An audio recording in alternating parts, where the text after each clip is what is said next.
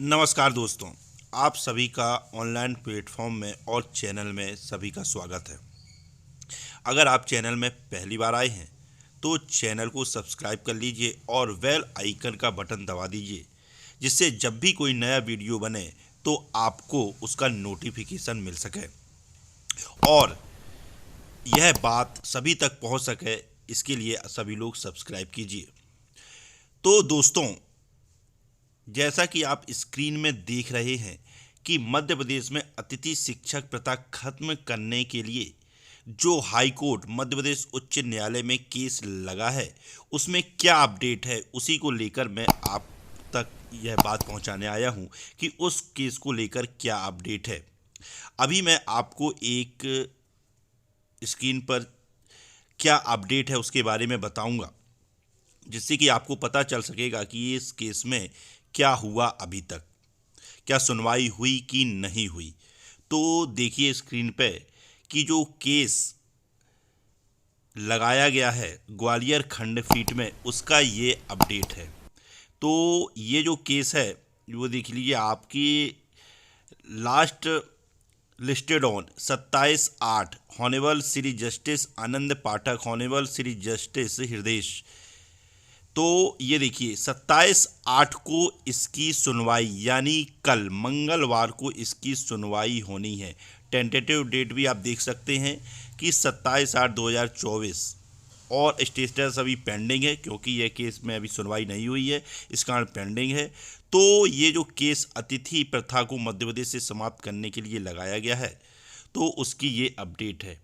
अब इसमें एक बात ये है कि मध्य प्रदेश में जो अतिथि प्रथा है, लगभग 80,000 अतिथि काम कर रहे हैं सभी वर्ग में, चाहे वर्ग 1 हो, वर्ग 2, वर्ग 3 हो। तो यह उनके विरोध में बात केस नहीं लगाया गया है। इस केस को आप लोगों को समझने की ज़रूरत है कि अगर अतिथि प्रथा चलती रहेगी तो उनका भी शोषण हो रहा है, उनका भी बहुत शोषण हो रहा है, और इसमें वे हमारे अतिथि भाइयों को भी फ़ायदा मिलेगा जो 2-2 एग्जाम पास किए हैं, जिन्होंने पात्रता परीक्षा और चयन परीक्षा दोनों पास की है। तो उन भाइयों को भी अगर यह प्रथा मध्य प्रदेश से समाप्त होती है, क्योंकि मध्य प्रदेश सरकार ने अतिथि प्रथा, एक तो शोषण किया अतिथियों का, ऊपर से उसके नाम पर ये नियमित भर्ती सिर्फ दिखावे के लिए करते हैं, नाम मात्र के पदों में।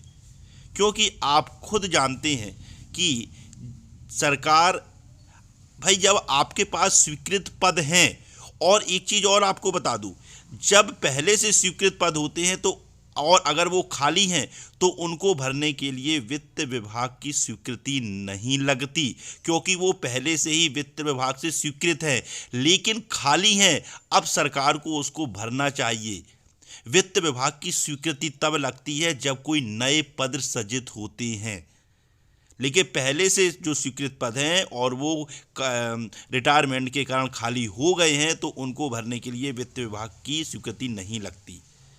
तो यह जो केस लगाया गया है, यह अतिथियों के विरोध में नहीं है, बल्कि मध्य प्रदेश से अतिथि प्रथा को समाप्त करने के लिए है, क्योंकि इससे अतिथियों का भी शोषण हो रहा है और मध्य प्रदेश सरकार नियमित भर्ती नहीं करती है।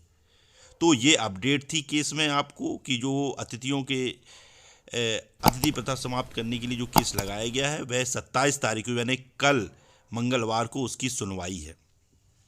और अब आगे देखिए कि ये आज के पेपर की खबर है कि जो हमारे माननीय मुख्यमंत्री जी हैं, वो मध्य प्रदेश की, राज्य की बुनियादी समस्याओं पे उनका कोई ध्यान नहीं है।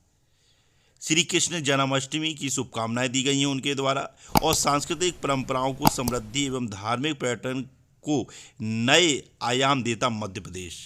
लेकिन शायद मुख्यमंत्री जी भूल गए हैं, श्री कृष्ण जी सभी लोगों के आराध्य देव हैं, श्री राम जी सभी के आराध्य देव हैं, और उनका गुणगान होना चाहिए, सभी लोग को उनसे आशीर्वाद लेना चाहिए। लेकिन श्री कृष्ण जी, हमारे माननीय मुख्यमंत्री जी को भी थोड़ा सा सद्बुद्धि दें कि हमारे जो माननीय मुख्यमंत्री जी हैं, वो राज्य की जो बुनियादी समस्याएं हैं उनकी ओर भी ध्यान दें।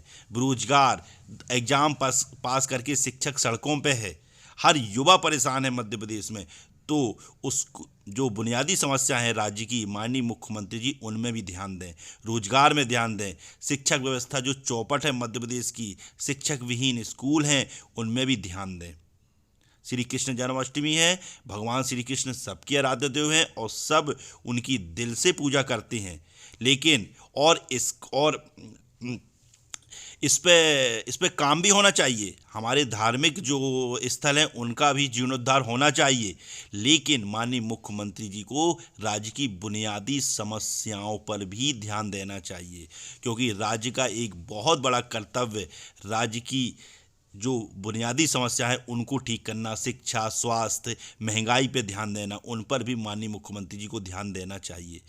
इसलिए और आप ये अपडेट थी कि जो केस लगा है उस पर क्या हुआ, और जो माननीय मुख्यमंत्री जी हैं हमारे, उनसे मैं आग्रह करूंगा कि वह मध्य प्रदेश के युवाओं की व्यथा को जाने, सुने और बुनियादी समस्याओं को हल करें। जय हिंद, जय भारत।